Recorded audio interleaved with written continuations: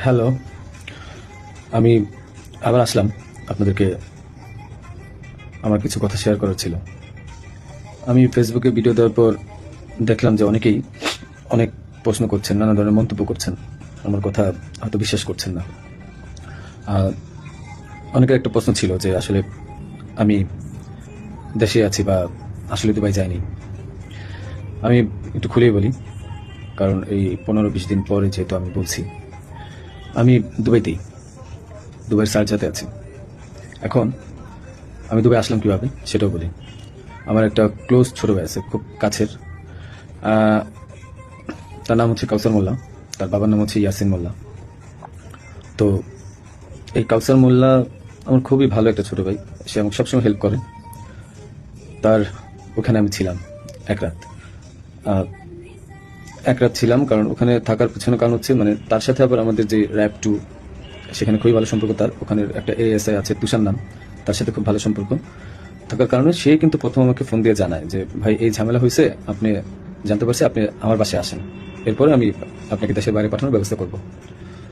তো আমি পরে বুঝতে পারিনি, পরে ফেসবুকে দেখলাম, দেখার পরে সে আমাকে লিঙ্ক দিল, দেখার পরে আমি তার ওখানে চলে যাই এবং এক রাত তার ওখানে ছিলাম। তার বাবা ইয়াসিন মোল্লা মোটামুটি পাওয়ারফুল লোক, আর টাকা পয়সা আছে অনেক।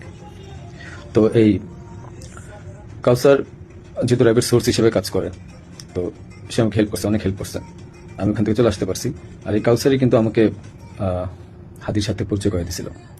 আমার কাজের জন্য কাউসার মোল্লা আমাকে হাদির সাথে পরিচয় করায় দেয়। আমি তার নামটা কেন বললাম, কারণ আমার তাকে সন্দেহ হয়েছে। সে আমাকে দেশ থেকে করছে, সেভ করছে, সবকিছু করছে, যেহেতু কাজটা আমি করি নাই। সে জানতো যে আমি কখন হাদির কাছে যাই, কি করি না করি, সবই জানতো, কারণ আমার কাজের জন্য আমি যাচ্ছিলাম, সে জানতো। যেহেতু সে আমাকে পরিচয় করেছে, তাকে আমি, সে নিজেকে এখন ওই নাহিদ সার্জিস, তারপর আপনার হাদি, এদের খুব ক্লোজ আমাকে বলছিল। সেই বিদায় আমি তাকে বারবার বলছিলাম যে আমাকে তাহলে একটু পরিচয় করায় দেন আমার কাজটার জন্য, আমার কাজটা তো এখন দরকার, কারণ আমার প্রতিষ্ঠানে কোনো কাজ নেই। তো সে আমাকে পরিচয় করা দেয়, কিন্তু যখন সে, আমি জানি না, ওখান থেকে চলে আসার পর, বিদায় নিয়ে চলে আসার পর হাদি গুলি খাইছে এবং সে আমাকে আশ্রয় দিছে এবং সে আমাকে সেফ এক্সিট করে দিছে, আর সে র্যাবের সোর্স হিসেবে কাজ করছে। যখন এগুলো আমি মিলাইলাম, তখন আমার কাছে মনে হলো যে সে অনেক কিছু জানে। তাই আমি তার কথাই বললাম যে আপনারা একটু, আমি বাংলাদেশের পুলিশ প্রশাসনকে বলবো যে আপনারা একটু কাউসার মোল্লা আর তার বাবা ইয়াসিন মোল্লা, এই দুজনকে একটু জিজ্ঞাসাবাদ করবেন যে আসলে মূল ঘটনা কোথায়, আমাকে কেন, আমার মনে হচ্ছে তারা আমাকে ফাঁসাইছে। তো এটা গেল, তাদের সাথে জড়িত প্রাইভেট সোর্স হিসেবে সে কাজ করে, তাদের সাথে জড়িত র্যাব 2 এর তুষার নামে একজন এসআই আছে, আপনারা তাকেও জিজ্ঞাসাবাদ করবেন। এখন আমি আরেকটা কথায় আসি। আপনারা বলছেন যে আমি কেন দেশ ছেড়ে চলে গেলাম। আরে ভাই, আমি তো মানুষ, আমি ব্যবসা করে খাওয়া ছেলে। দিন শেষে দেখা যাবে যে আমি দেশে থাকবো, আপনারা আমাকে মব করবেন। তো যেহেতু মবের যুগ চলতেছে এখন, 5ই আগস্টের পর থেকে আপনারা মবের একটা যুগ নিয়ে আসছেন, তো আমি কিভাবে মানে দেশ না ছেড়ে আসি? আর আমাকে তো কালচারই বলছে যে আপনি দেশ ছেড়ে চলে যান, আপনি দেশে থাকলে অনেক ঝামেলা হবে। তো আমি দেশ ছেড়ে চলে আসছি। পরবর্তী জানতে পারছি এই কাউসার র্যাবের সবার সাথে ঘুরে ঘুরে মানে মোটামুটি র্যাবকে ব্যস্ত রাখছে এবং আমার ফ্যামিলিকে সেই মোটামুটি ইনফরমেশনগুলো দিচ্ছে। তো আমি বারবার বলছি যে আপনার কাউসারকে ধরেন, আমি শিওর এই আমাকে ফাঁসানোর পিছনে অনেক বড় হাত আছে এবং সে জানে যে কাজ কাদের। যেহেতু তার ব্যাকগ্রাউন্ড, আমার ছোট ভাই ভালো সম্পর্ক ছিল, তার ব্যাকগ্রাউন্ড কিন্তু ভালো ছিল না।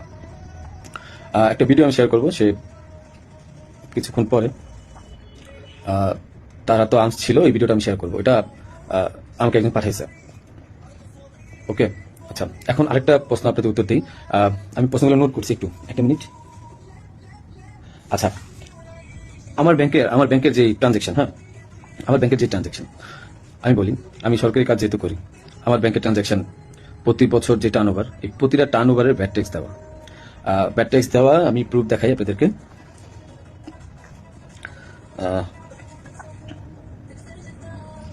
প্রতিটারই ব্যাট ট্যাক্স দেওয়া। অ্যান্ড আমি ব্যবসা করি 2010 সাল থেকে। তো আমি ট্যাক্স দেওয়া শুরু করেছি মেবি 14 সাল থেকে। হ্যাঁ, তো ওসব কাগজগুলো নাই, একটা দুটা বছরের খুঁজে পাইছি। এই যে দেখেন, 2022 সালে আমার 21 লাখ টাকা ট্যাক্স দেওয়া ছিল এবং 2023 সালে আমার 66 লাখ টাকা, এবং এই বছর কিন্তু আমি 9 লাখ টাকা, ব্যবসা এত ভালো ছিল না, 9 লাখ টাকা আমি ট্যাক্স দিয়েছি। ঠিক আছে, আপনাদের আরো কিছু প্রশ্নের উত্তর দেবো আমি। যে আপনারা বলছেন যে আসলে হাতি টাকা নেয় না, হাতি অনেক ভালো মানুষ। আমার যে 65 লাখ টাকা আপনারা বলছেন বাজেট তো করবেন, এই 65 লাখ টাকা আমার দুটো আইটি কোম্পানি থেকে আমাকে দেওয়া হয়েছে এবং এটা পে অর্ডারের মাধ্যমে দেওয়া হয়েছে। আপনারা এগুলা আপনাদের যে সিআইডি আছে তাদেরকে বলেন খুঁজে বের করতে। এটা আমার কামাই করা টাকা, তাদের সাথে ব্যবসায়িক ডিল ছিল, বিদায় এই টাকা তা আমাকে দিছে। আর এখন ওই টাকাটা আমি এফডিআর করে দিয়েছিলাম আমার বাবুর জন্য, আমার ওয়াইফের নামে ওই টাকাটা আপনারা বাজেয়াপ্ত করতে যাচ্ছেন, করেন, সমস্যা নাই। হাদিকে আমি 5 লাখ টাকা দিয়েছি, তার প্রমাণ হচ্ছে হাদি যখন আমার কাছে টাকা চায় ঠিক এই টাকার উপরে আমি 5 লাখ টাকা লোন নিয়েছি ব্যাংক থেকে। আমার কাছে যদি ভাই 127 কোটি 218 কোটি টাকা থাকতো তাহলে আমি কি লোন নিতে যেতাম? আমাকে খুব মিথ্যাভাবে ফাঁসানো হয়েছে। আমি বলছি জড়িত না, বাবা মা জড়িত না। ওখানে আপনি এনআরবিসিতে খবর নেবেন আপনারা যে আমি 5 লাখ টাকা লোন নিয়েছি এবং লোন নিয়ে এই টাকা আমি হাদিকে দিয়েছি। কারণ সে আমাকে বলছিল যে ইসের ছাড়া, মানে অ্যাডভান্স ছাড়া সে কাজ করতে পারবে না। আরেকটা কথা, আপনারা বলতেছেন যে জাবের এত ভালো মানুষ, খুব ভালো মানুষ, মহৎ মানুষ, তারা টাকা নেয় না। জাবেরকে জিজ্ঞাসা করবেন, জাবেরকে ধরে এনে জিজ্ঞাসা করবেন যে এই গেঞ্জি বানায় দেওয়ার জন্য, 250 গেঞ্জি বানানোর জন্য কাকে বারবার ফোন দিছে, কার কাছে বারবার টাকা চাইছে। আমি ফয়সাল, আমার কাছে বারবার টাকা চাইছে ওরা। আর তাদেরকে, জাবেরকে আমি প্রথম 10 জনের 5,000 টাকা দিচ্ছি, সে বলছে ভাই হাদিয়া দিছে, যে নেন ফয়সাল ভাই। এত সৎ লোক আপনারা। আমাকে যে মিথ্যায় ফাঁসাচ্ছেন, আমি গেছি ভাই কাজের জন্য, বানাই দিচ্ছেন খুনি। আর আপনারা বলতেছেন যে তোমার বাবা মা বলছে, তোমার মা বলছে, তোমার বোন বলছে, তোমার বউ বলছে, তোমার উমুক এক মাইয়ারা বানাই দিলেন আমার বান্ধবী, যে উমুকে বলছে, যে সবাই বলছে যে তুমি এগুলোর সাথে জড়িত। হ্যাঁ, আমি পাগল তো, যে আমি মানুষ মার্ডার করে আমি আমার বাসায় যাবো, আমি মানুষ মার্ডার করে আমি আমার বাসায় যাবো যেন 14 গোষ্ঠী ধরতে পারে। মানে আমি এত বড় বোকা, এত বড় পাগল? হ্যাঁ, মানে এটা তো মানুষের কমন সেন্স। আমি কেন বাসায় যাবো? আমি একটা মানুষের মার্ডার করছি, আমি তো সোজা এক্সিট নিবো, আমি কেন বাসায় যাবো? তারপরে যে আপনারা বলতেছেন যে আমার মা বলছে, বাবা বলছে, আরে ভাই আমি জেলখানায় খবর নিছি তাদের ওখানে যাওয়ার পর।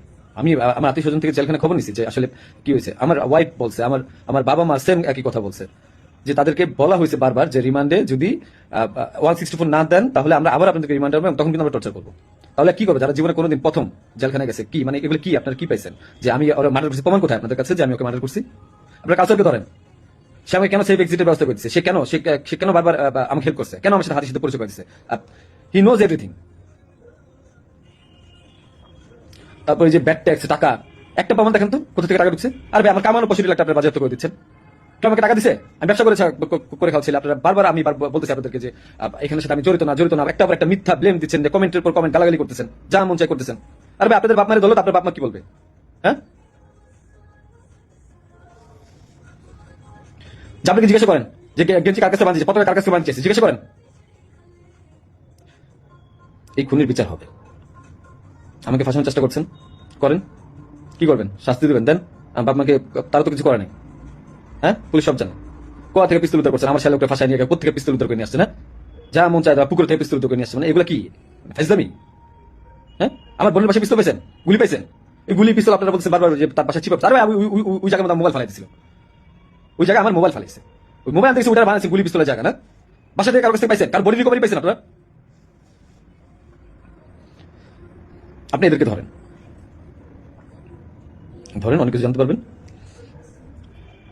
হাদির সাথে লাস্ট আমার একবার কথা হয়েছিল যে একটা বিষয় নিয়ে, যে ও মানে যখন যে সাদিক কামরুল মেবি জামাত থেকে ও খুব আপসেট ছিল, যেহেতু ও জামাতের প্রোডাক্ট। আমাকে বারবার বলতেছিল যে ভাই আমার খুব মনে হয় কষ্ট হয়ে যাবে। আমি ওরা বলছিলাম ফাইজলাম করে যে মির্জাবাজ ভাই তো খুবই ভালো মানুষ, ওনার কাছে যান, উনি আসলেই ভালো মানুষ, ভাই তো ভালো মানুষ। হাদি নিজেও বলছে যে মির্জাবাজ ভাইয়ের কাছে যান, উনি ভালো মানুষ, ওনার কাছ থেকে আপনি যা 2-4 কোটি টাকা নিয়ে আপনি নির্বাচনটা বাদ দিয়ে দেন। এটা আমি একবার ফাইজলাম করতে বলছি। তো বলছে ভালো তো ভাই, যদি টাকা দেয় তাহলে তার নির্বাচন করা লাগবে না। তো হাদির মুখে শোনা মির্জা আব্বাস ভালো মানুষ, মির্জা আব্বাসের মতো লোক এই কাজ করতে পারে না। যারা করতে পারে তাদেরকে জিজ্ঞাসা করেন। ফাইজলামের একটা সীমা থাকা উচিত। জামাত শিবিরকে ধরেন,